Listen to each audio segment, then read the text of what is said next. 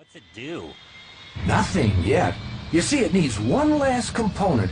Miss Slow-Mo, if you would please insert your timepiece into the power box. You're out of your mind. Crazy. Nutty's a fruitcake. No way I'm giving this up. You remember our deal, don't you? I help you, you help me. Yeah, well, if it means giving up this baby, then the deal is off. Overdone. Finito. Yes, it certainly is. He's a big, nasty robot! Their getaway car is a Decepticon? We gotta call Prime. Get some backup. You're right. Yeah, I'll do that. But first, I'm gonna take these creeps down myself. The name's Swindle. I'm what you might call an intergalactic arms dealer. And thanks to you, I now have in my possession the slickest weapon in the galaxy.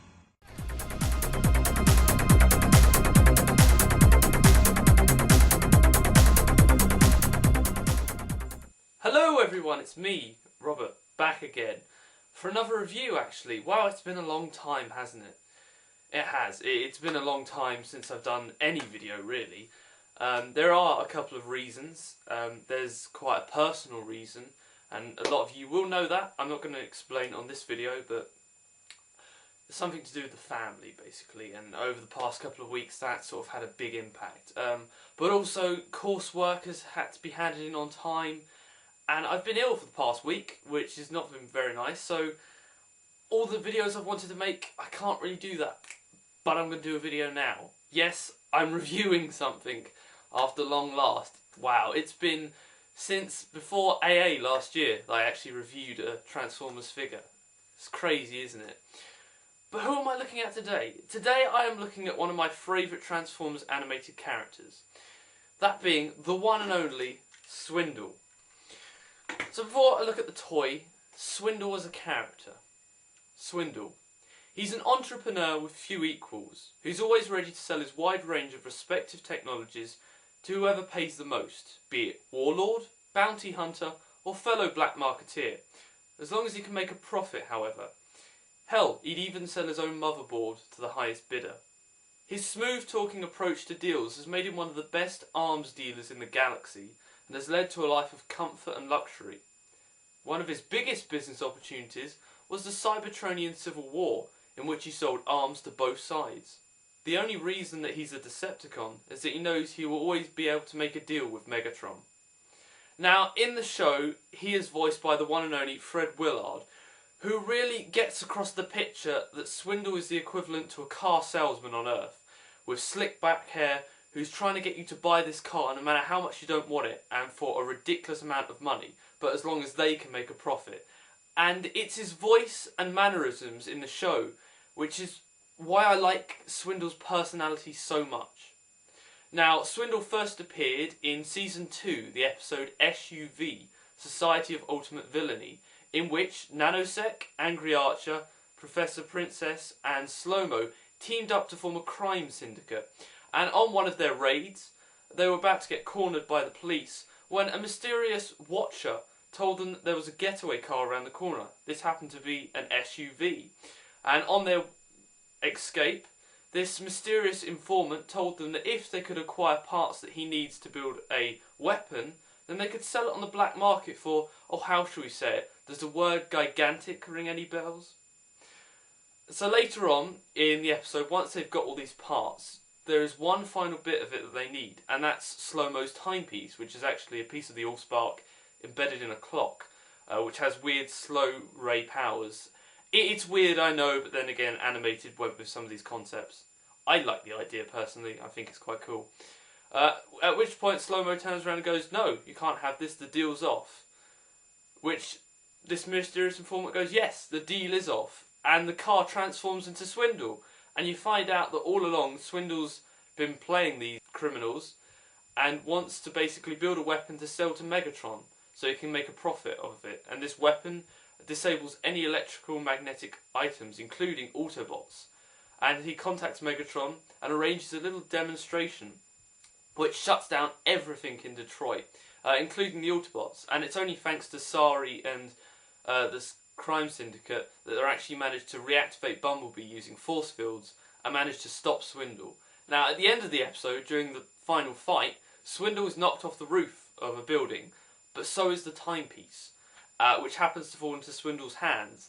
And unfortunately for the Autobots, Swindle's right in front of them and is about to use it on them, when Bumblebee jumps in the way and activates his force field, which ricochets the ray back at Swindle and locks him in his car mode, in a kind of stasis lock. Now, up until this point, this is all we thought we was going to see of Swindle. At the end of the episode, Swindle's still locked in his stasis, is towed away by the police, and it's revealed that he's going to be scrapped down for parts. So it was really unsure whether he was going to make another appearance. However, move on to Season 3, and in the episode 5 Servers of Doom, we actually find out that Swindle hasn't been broken down for pieces, and he's been acquired by Sentinel Prime as part of his weird sort of cut down on Decepticons, which is actually a trick by Lockdown to capture him, but that's all explained in the episode. The point is, Swindle and a couple of other Decepticons are taken back to Cybertron, and then in the episode Decepticon Air, we actually find out that they're on board the ship, and Sentinel Prime, being the guy that he is, decides to go through an electromagnetic field, because that's the quickest way back to Cybertron, and basically he doesn't care what the risks are. However, there's a consequence that he didn't really account for, and that's that the weird electromagnetic field reactivates Swindle, who manages to free all the Decepticons and help them take over the ship. Now, it's only thanks to Prime using a space bridge that he's able to get on the ship. And the space bridge is in Swindle's chest. Now, in animated, Swindle has a chest, sort of like a cash register, which he can dig into, and he comes out with all sorts of bits, weapons, gadgetry, you name it. And in the episode we actually find out that there's a space bridge inside his chest, which is linked to a personal storage dimension, and that's how Prime got on the ship. In one of the weirdest scenes and quite funniest scenes you ever see, is Prime sort of emerging from Swindle's chest. It's quite surreal, really surreal. And then of course, as the Decepticons are chasing after Prime, Swindle's told to look after the prisoners. But Swindle really can't help himself, and he'd rather go and help himself to all the loot on the ship, which he does. And he leaves the prisoners unguarded, which means Prime can come in and save them. Now at the very end of the episode, once they've captured all the Decepticons, a shuttle is launched from the ship, and it's Swindle with all of his loot, and they blast off into space, and that is the last we see of Swindle. Now, whether he was going to appear in Season 4, we don't really know. The Allspark on the Mac doesn't really tell us much. But I really wish he would have appeared in Season 4, because I think even though he only had a small role in animated, it was still a crucial one. Now, the only other piece of fiction that Swindle appears in is The Arrival, which was a 6-issue comic series by IDW, which was kind of an adaptation of the pilot episode, but also features stories that take place in between episodes. And one of these is called Everything Must Go, in which Lugnut and Blitzwing are on New Kaon, and Blitzwing has just been dealing with Lockdown to try and find the culprit who killed Megatron, but Lugnut doesn't approve of using Lockdown, and so they get into a fight, and basically Lugnut smashes Blitzwing through a wall, and who's on the other side of the wall? Swindle, who offers to make a deal. In exchange for a couple of credits, he'll give Blitzwing a weapon which he can arm himself against Lugnut, which he does, and proceeds to smash Lugnut through another wall. However, on that side, there's Swindle again, who offers Lugnut a slightly bigger weapon, and this sort of continues and continues as the weapons get bigger and bigger and bigger, and the destruction gets worse and worse and worse, until the whole of New Kaon is completely destroyed by these two brawling. And at which point they realise that they've both been duped by Swindle, and so proceed to crush him into a ball. But even though he's a ball, he's still smiling, because as you know, the customer is always right. Oh, spare me the platitudes, Swindle. How did you get this frequency? A mutual bounty hunting friend provided it in exchange for a weapon or two. Professional scruples prevent me from revealing his name. Scruples? You'd sell your own motherboard to the highest bidder. Ha ha ha! But enough about me! So, here is the toy of Swindle. A deluxe toy. came out in about the second or third wave of the animated toy, and I love it. I really do. Not only is it completely show accurate to how he looked with this SUV type vehicle as his Auto mode, but it's bulky. It's got the G1 essence of a brick, but it's got the animated styles, the curvatures, the lines, the corners that make up that familiar style that we're all familiar with Transformers Animated. I really do love it. Now, gimmick-wise, you can put his gun on top of the roof like this, and you can recreate that scene in the episode where the gun pops out and blows the police car up by pressing a red button. Yeah, kind of ridiculous, but I think it's funny. And it can also store on the side of a port here, like so. But that just looks kind of ridiculous, you know, driving along with a massive cannon on his side. So I don't really plug it in there. As for the actual car mode, I really do like it. There's a nice Decepticon symbol on the hood there. It's mainly this sandy colour of... it's yellow, but it's not yellow, if you kind of get what I mean. It's a sandy beige colour, but it's got this lovely translucent purple highlights for the windshield and for the front hood. It's so nice. I really do like it. And for also the windows. Now, the only sort of gripe I have about this mode is that on the back there is no paint detailing whatsoever. Now, according to the show, there should be a window here, but it's not painted. But then again, that's what repro labels are for. So yeah, and also on mine, the wheel at the back, as you can see, doesn't really want to lock in properly. But that's more quality control issue rather than the figure. Yes, you can see that there's a robot on the bottom if you look at it, but then again, most Transformers have that problem. But I just love it. It rolls quite well. There is clearance issues on the bottom with Swindle because of how tightly compact this figure is. But I don't mind that. And as a figure has bulk, he has some strength to it, he has some weight to it. I like that about figures, and especially about animated. They were made well. Compare this to a modern day figure, and there isn't really a comparison really, because Transformers Animated were better made. Although that was mainly due to the economic processes at the time. Slight comparison with a more modern day figure. Here is Swindle with Generations Scourge. As you can see, Swindle is about the same length as Scourge, but Scourge is wider.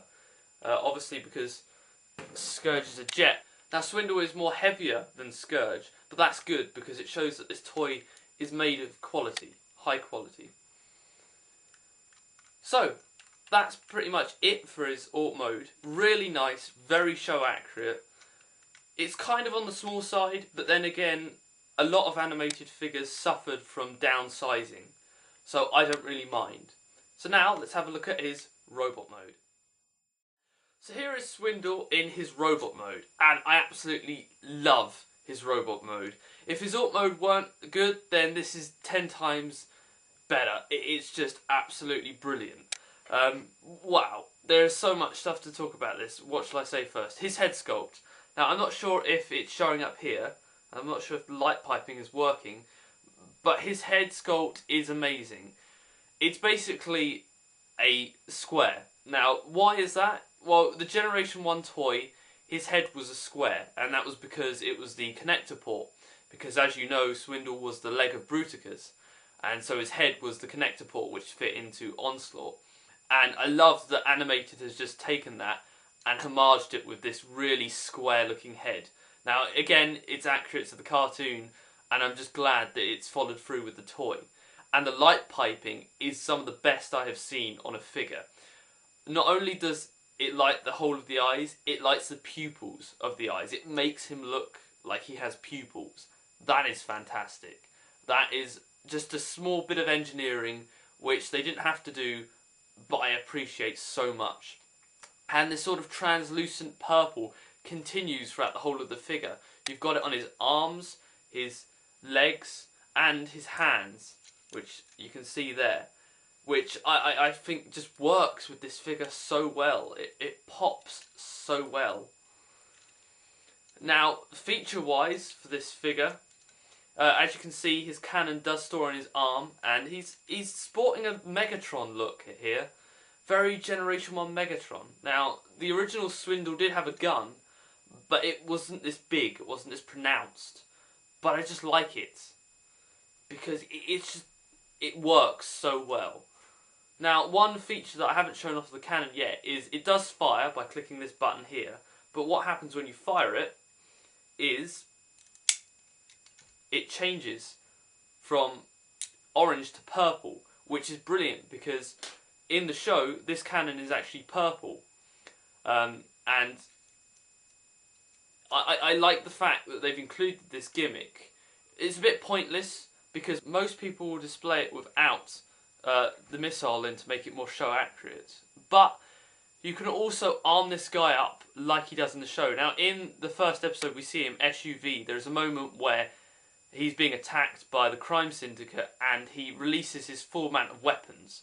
Now you can do this on here. You simply fold these panels up at the back and you can give him his shoulder cannons like so. His cannons which he uses in the show. Now, they're not pronounced in the show, that here they're just a coat of black, but then again that's what repro labels are for. But you can also open up his chest by moving these here. You can open up his chest like so, and you can sort of recreate the fact that he has an opening chest, and you can recreate the fact that he can have a space bridge in there. But that's not the main gimmick of this. The main gimmick is that you can flip out this Gatling gun, which clips in like so. Now that's a homage to another Swindle character, the movie Swindle, which was a drone which had a massive cannon sticking out of its chest. But I just like the fact that you can do that. Now, articulation wise, his head does 360 degrees. It can swivel, but that's only due to transformation. His shoulders can move out like so. They can move forward and back. They can bend at the elbow and swivel at the elbow. And his hands can twist like so and go in. His hands are the only thing that bothers me about this figure. They're a bit huge and a bit unpronounced, but they can sort of claw like so. He doesn't have any waist articulation, unfortunately. His legs can move out and back like so. They can bend at the knee like so, and he doesn't have any pivoting, unfortunately. But he does have this knee joint, which is weird because that's part of the transformation and doesn't really look right when you sit him there. So yeah, kind of don't do that. But still, a nice range of articulation for a Transformers animated figure. I really do like him. He looks so good. And with some repro labels, he will look even better. Now, his hands are the only thing that bothers me, but then again, I can't really do anything about that. It's engineering-wise. And another thing is that in the show, he does have force field emitters, which stick up here and here. Now, that can be done by repro labels. They have a sticker set which allows you to compensate for that. But he also has weapons on his shoulders where these real rims would be. Now, there isn't any way of designing the toy so they can fit on, but it would have been nice just to see them. Oh, and yes, he has a bow tie as well, which is awesome and cool. And that's not a reference to Doctor Who, it's just the fact that he's supposed to be a salesman and he has a bow tie. Brilliant. So yeah, that is Swindle. A brilliant figure. Quite small, I know, but then again, it's packing so much gadgetry and gimmickry, and he's got a lovely range of articulation as well as a brilliant sculpt. Now this figure is a must-have for any Transformers animated fan, any Swindle fan, or just any Decepticon fan in general. If you haven't got a Swindle, this is the one to get. Yes, the Generation 1 is good, it's got nostalgia factor. Yes, if you like movie, then you'll like the drone. And the Alternators one is okay, but you can't really get it these days. This is the one I say you need to get. This is the Swindle. This is the iconic Swindle, in my opinion. It's brilliant. You need to get this figure. So, that has been my review of Swindle. A really nice character, brilliant figure. So who's your favourite Transformers animated character? I mean character-wise, not toy-wise. Who is it? It could be someone well-known, Bulkhead, Bumblebee, Prime, Sentinel. It could even be an obscure character, Oil Slick? Blackout? Who is it? And if so, make a video review of it. I put the challenge out there to everyone. Review your favourite Transformers animated character. Now, the toy could be terrible, but it's the character. Now, I'm not saying your favourite toy, because there is a difference between your favourite character and your favourite toy. But go on, go ahead, review your favourite character and say why. Why is he your favourite? Swindle's my favourite because of his personality, his mannerisms.